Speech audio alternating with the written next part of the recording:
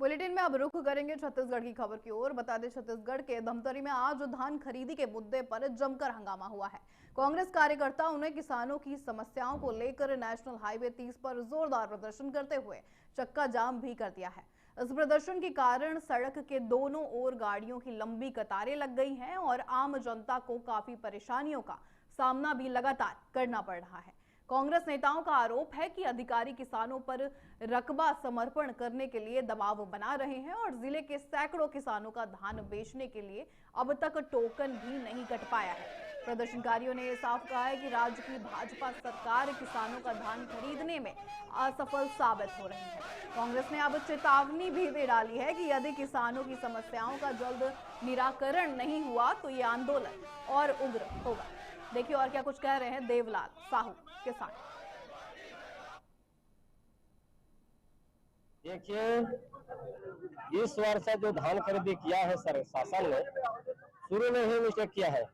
शुरू में तो एग्री स्टेट को कम कर दिया किसानों के साथ, और दूसरी बात वो एवरेज नहीं बढ़ाया धान खरीदने का, और तीसरी बात है अभी तक के जो किसानों को टोकन नहीं है उसको काटे और खरीदी करें।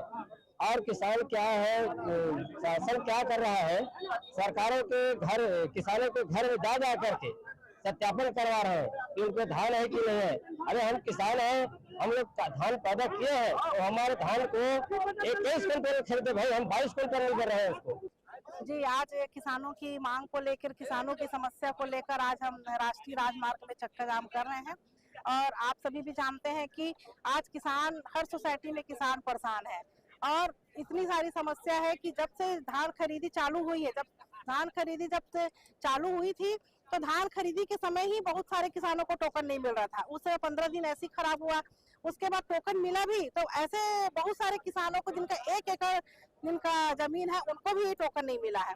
तो आज अभी तक बहुत सारे किसान हैं कि जिनका अभी तक टोकन नहीं मिला है, धान खरीदी नहीं हुआ है, किसान परेशान है। क्या है, अभी लगभग 21 दिनों से पूरे छत्तीसगढ़ में साथ में धमतरी धान का कटोरा बोला जाता है, धमतरी छत्तीसगढ़ का, उसमें 21 दिन से टोकन नहीं कट रहे, ना ऑफलाइन ना ऑनलाइन। और जितने टोकन कटे हैं उसमें 73,000 लोगों के 73,000 क्विंटल का समर्पण कराया जा चुका है। और समर्पण मतलब क्या होता है, हम पहली बार सुने हैं, फर्स्ट टाइम है कि समर्पण वाला भाषा आया है। इतने साल से धान खरीदी हो रही है सोसाइटी के माध्यम से, लेकिन कभी समर्पण वाला भाषा नहीं आया था। लेकिन धान जब लेने की ताकत नहीं है सरकार के पास, तब क्यों बोलते हैं कि दाना दाना धान खरीदेंगे, 21 क्विंटल धान खरीदेंगे, 21 रुपए मिलेंगे।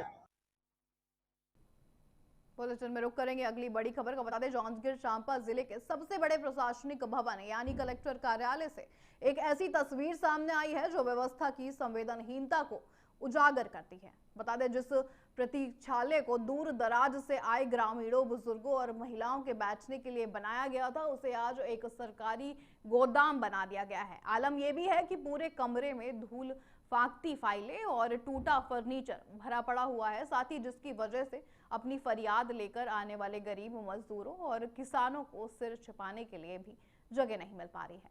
लोग मजबूरन बाहर कड़ी धूप और ठंड में खड़े हुए हैं।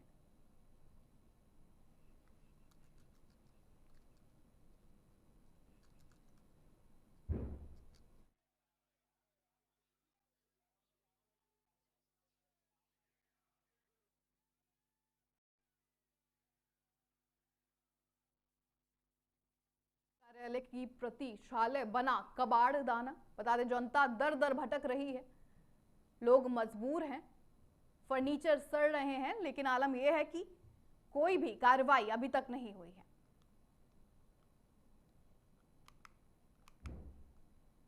साफ साफ जांजगीर चांपा में सिस्टम की लापरवाही सामने आई है।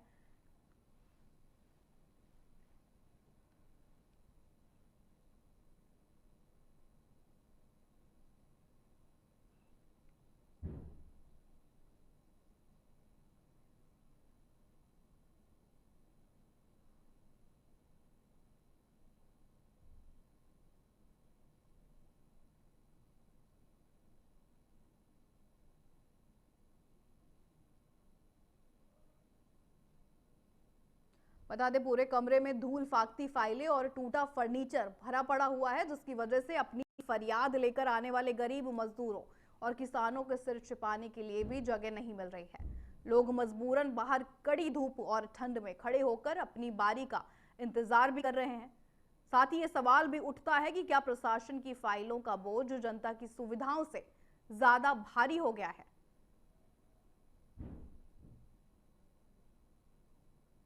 बता दें, मामला जांजगीर चांपा जिले का है, जहां प्रशासनिक भवन यानी कलेक्टर कार्यालय एक गोदाम बना हुआ नजर आ रहा है।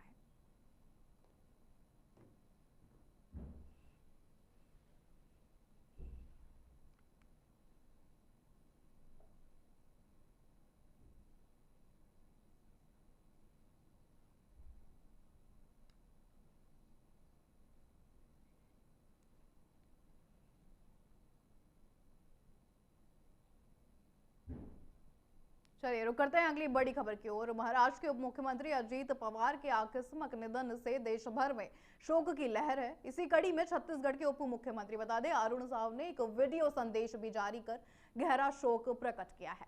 बता दें, श्री साव ने अजीत पवार के निधन को भारतीय राजनीति के लिए एक अपूरणीय क्षति बताया है। उन्होंने कहा है कि अजीत दादा एक बेहद अनुभवी और कुशल राजनेता थे, जिनका महाराष्ट्र के विकास में अतुलनीय योगदान रहा है।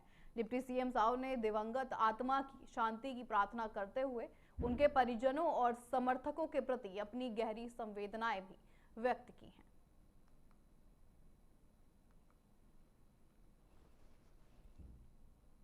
महाराष्ट्र की कद्दावर नेता, एक कर्मठ और मेहनती राजनेता जो अनेक बार सांसद विधायक रहे और राज्य के अभी उप मुख्यमंत्री की जिम्मेदारी निभा रहे थे, ऐसे अजीत पवार जी के आकस्मिक निधन की खबर ने हम सबको झकझोर दिया है। अजीत पवार जी का निधन न केवल महाराष्ट्र के लिए वरन देश के राजनीति के लिए अपूरणीय क्षति है।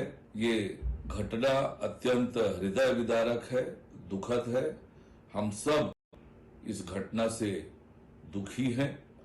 मैं परमपिता परमेश्वर से प्रार्थना करता हूं कि उन्हें अपने श्री चरणों में स्थान दे और उनके परिजन, शुभचिंतक, उन सब को इस असीम दुख को सहने की ईश्वर शक्ति प्रदान करे।